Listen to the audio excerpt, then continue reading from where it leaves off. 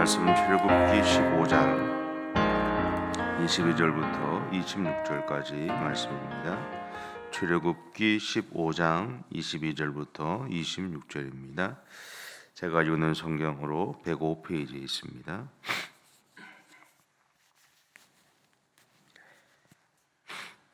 우리 함께 봉독하겠습니다. 모세가 홍해에서 이스라엘을 인도하며 그들이 나와서 수르 광야로 들어가서 거기에서 사흘 길을 걸었으나 물을 얻지 못하고 마라에 이르렀더니 그곳 물이 써서 마시지 못하겠으므로 그 이름을 마라라 하였더라. 백성이 모세에게 원망하여 이르되 우리가 무엇을 마실까 하매 모세가 여호와께 부르짖었더니 여호와께서 그에게 한 나무를 가르치시니 그가 물에 던지니 물이 달게 되었더라. 거기서 여호와께서 그들을 위하여 법도와 율례를 정하시고 그들을 시험하실세 이르시되 너희가 너희 하나님 나 여호와의 말을 들어 순종하고 내가 보기에 의를 행하며 내 계명의 길을 기울이며 내 모든 규례를 지키면 내가 애굽 사람에게 내린 모든 질병 중 하나도 너희에게 내리지 아니하리니 나는 너희를 치료하는 여호와임이라. 아멘. 홍해를 건넌 이스라엘 백성들은 수르 광야라는 곳으로 들어가죠. 그곳에서 이제 3일 길을 이제 걷게 됩니다. 혹시 이제 광야를 걸어보셨는지 잘 모르겠는데 이 광야는 사막하고는 조금은 다릅니다. 뭐 돌도 있고 뭐 그런데 사막하고 이제 같은 것은 뭐냐면 강렬한 햇빛이 내리쬐다는 것과 그리고 조금만 걸으면 땀이 비오듯이 내린다는 것 그리고 물이 없으면 살 수 없는 곳이다라는 겁니다. 다만 그 광야에 그늘이 조금이라도 있으면 그 그늘 밑에 가면 시원합니다. 좀 차이가 좀 있죠. 이스라엘 백성들이 갔던 이 광야라는 곳은 아마 사막보다는 그런 곳이 아닐까라는 생각을 하게 됩니다.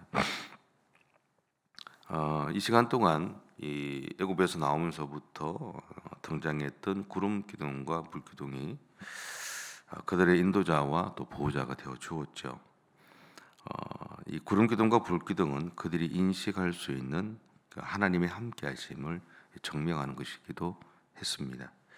근데 문제는 이스라엘 백성은 이 3일 동안 자신들이 가지고 있었던 물로 연명을 해 왔다라는 겁니다. 사람마다 물을 좀 더 마시는 사람이 있고 좀 적게 마시는 사람이 있죠. 그런 개인적인 차이는 있겠지만 어쨌든 이제 자신들이 마실 물이 고갈되었다는 것을, 그러니까 고갈되었음을 경험하는 자리에 서게 되었다라는 거죠. 3일이라는 시간을 지나가면서 그들이 준비했던 물은 이제 떨어지게 됐고 물을 마실 수 없는 이제 어려움들을 그들이 겪게 되었다라는 겁니다. 이것을 우리는 일반적으로 탈수증이라고 그렇게 표현하는데 여러분 잘 아시겠지만 탈수증이란 체내 수분, 그러니까 다시 말하면 체액의 부족으로 일어나는 증상을 가리킨다고 합니다. 이 탈수증에는 두 가지가 있답니다. 하나는 수분의 부족에 의해서 생기는 탈수증, 그리고 전해질, 그러니까 특히 이제 나트륨의 부족으로 생기는 이 탈수증이 있다고 합니다. 그래서 이 탈수증으로 인해서 많은 사람들이 뭐 설사나 구토 아니면 일사병의 증상을 이제 드러내기도 하죠. 근데 이스라엘 백성들이 겪고 있었던 이 탈수증은 아마도 수분에 의한 것이 아니었을까라는 생각들을 이제 해보게 됩니다. 그렇다는 것은 그들이 겪고 있던 이 탈수증은 수분만 충분히 이제 섭취를 하면 해결할 수 있다라는 거죠. 하지만 물을 충분히 마시지 못했지만 그들이 분명한 것은 이스라엘 백성들은 여기까지 오는 여정에서 하나님이 자신들을 위해 생하신 놀라운 은혜들은 놀라운 기적들은 분명히 경험을 했다라는 거죠. 뭐 예를 들어서 애굽에 내린 10가지 재앙을 통해서 자신들을 향한 하나님의 역사와 사랑을 발견했고 또 미리암의 노래 가사처럼 그들에게 일어난 일들로 인해서 주변 나라 백성들은 이스라엘 백성들을 바라보고 간담이 높기도 했습니다. 그럼에도 불구하고 이 갈증과 육체의 피로는 그들로 하여금 밤을 새워가며 자신들의 감정을 다해 하나님에게 원망하게 만들지 않았을까라는 그런 생각들을 해보게 됩니다. 여기에다가 하나 더 이스라엘 백성들의 이 감정을 폭발시킨 것이 있습니다. 그것은 뭐냐면 마라라는 샘에 도착하고 났습니다. 갈증을 겪었던 사람들, 그러니까 물의 필요성을 알고 있었던 사람들에게 있어서 샘을 발견했다는 것은 그거보다 더 행복하고 기쁜 일은 없을 겁니다. 그래서 그들은 급하게 그 물을 떠서 마셨어요. 마셨는데 다 뱉어내죠. 성경의 표현대로 하면 써서 마실 수 없었다라고 얘기합니다. 이 마라의 샘이 쓴 이유는 한 가지였습니다. 그래서 뭐냐면 그 지역의 물맛이 짰다라는 거죠. 여기서 말하는 쓰다라는 것은 짜다라는 얘기입니다. 짜서 마실 수 없다라는 얘기죠. 그러자 하나님은 25절을 통해서 이렇게 행하십니다. 모세가 여호와께 부르짖었더니 여호와께서 그에게 한 나무를 가리키시니 그가 물에 던지니 물이 달게 되었더라. 거기서 여호와께서 그들을 위하여 법도와 율례를 정하시고 그들을 시험하실세. 하나님은 모세에게 하나님 자신이 지목하신 나무를 그 물에 넣으라고 그렇게 이야기하죠. 어떤 나무인지 사실 잘 모릅니다. 학자들이 이런 나무다 저 나무다 이렇게 추측하기는 하지만 사실은 알 수는 없고요. 그 결과 분명한 것은 뭐냐면 마라의 쓴 물이 변해서 마실 수 있는 물로 바뀌었다라는 거죠. 달게 되었다라고 그렇게 표현합니다. 이것은 가나 혼인 잔치에서 물로 포도주를 만들어서 그 잔치를 빛나게 하셨던 예수님처럼 해결할 수 없는 갈증에 무너져가던 이스라엘 백성들을 살리신 하나님의 사랑이다라고도 할 수 있습니다. 26절에서 하나님은 이렇게 말씀하세요. 이르시되 너희가 너희 하나님 나 여호와의 말을 들어 순종하고 내가 보기에 의를 행하며 내 계명에 귀를 기울이며 내 모든 규례를 지키면 내가 애굽 사람에게 내린 모든 질병 중 하나도 너희에게 내리지 아니하리니 나는 너희를 치료하는 여호와임이라. 하나님은 이스라엘 백성들을 이렇게 마라라고 하는 이 샘으로 데리고 가셔서 그들을 치료하시는 하나님 그리고 그들을 회복시키시는 하나님을 경험하게 하셨고 알게 하셨다는 것입니다.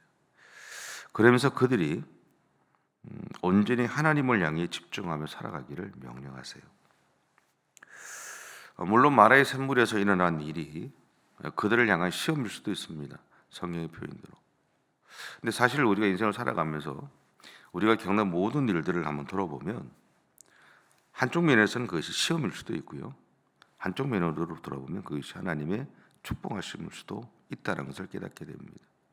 우리에게 일어나는 모든 일들을 돌아보면 우리가 소위 말하는 우리가 갖고 있는 기준에서 나쁜 것은 시험이라고 표현할 수 있죠. 근데 또 다르게 보면 그 시험은 그냥 나쁜 일로 머무는 것이 아니라 오히려 그것을 화를 복되게 하신 하나님의 축복하심의 사건이 될 수도 있다라는 것. 언제나 나쁜 일은 나쁜 일로 머무는 것이 아니라 그것이 좋은 일이 되는 단초가 되는 일들이 많이 있습니다.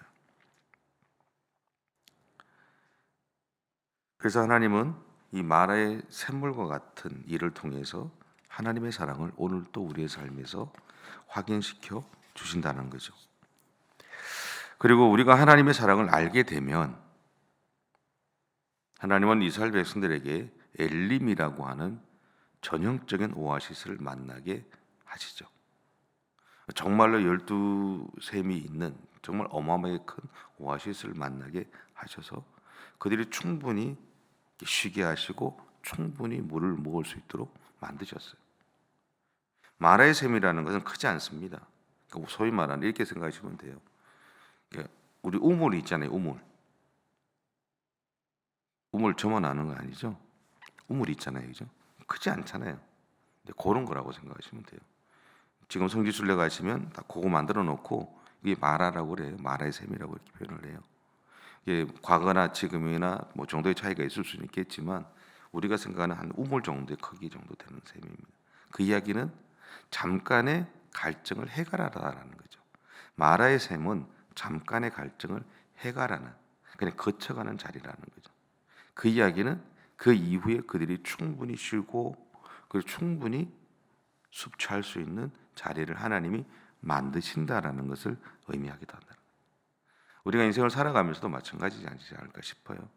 우리의 삶 가운데 우리가 준비하고 우리가 얻고자 하는 수많은 것들이 있겠지만 하나님이 어떻게 보면 그냥 잠깐 해결할 수 있는 자리를 만드신 다음에 그 과정 속에서 우리를 향한 하나님의 마음, 또 하나님을 향한 우리의 모습들을 바라보시면서 이미도 충분하게 큰 것들을 준비하셨던 하나님의 축복하심을 누리게 하시는 하나님의 모습이 우리 가운데도 있다는 사실들을 기억하셨으면 좋겠습니다.